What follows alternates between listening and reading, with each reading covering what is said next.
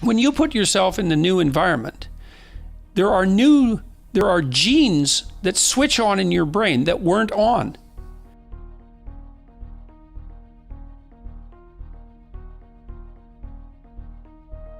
And they code for new proteins, and that builds new structures in you. So it's not only that you're gathering information and building yourself out of the information and encoding it, it's that you're turning on switches inside of you to activate parts of you that weren't on before. And so you might think, so there's this old idea that's represented in the Chartres Cathedral. There's a maze in the cathedral, right at the point.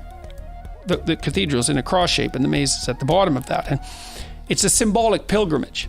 So the idea is that you're going on a symbolic pilgrimage to Jerusalem, essentially, and the center of the world. So the holy city, let's say. So the ultimate ideal, that's what it is, the holy city, the city on a hill. Okay, so the maze is a circle. It's quite large. And you go in one quadrant, it's divided into four.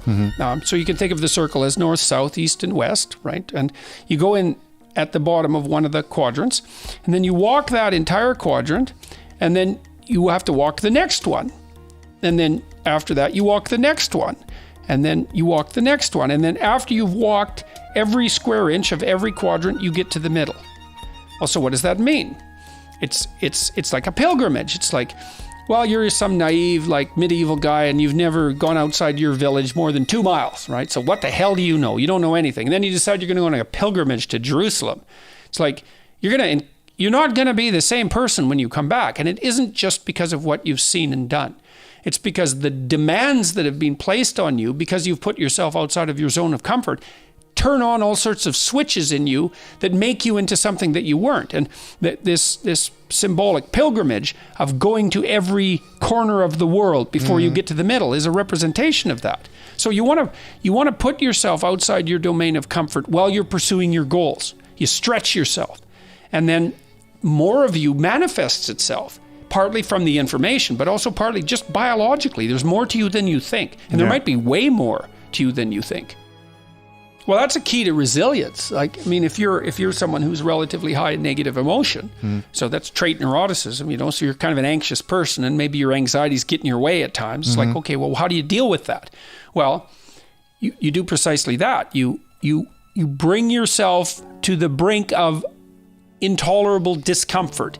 You don't do that just willy-nilly, but you find out that, well, maybe in order for you to be an effective podcast host, you had to learn to speak in public. So it's like, it's a challenge that if you want to get to your goal, you actually can't avoid. Well, so then what do you do about it? Well, maybe you talk to one person first, and then you talk to 5 at a time, then maybe 10, and you push yourself just beyond your level of comfort.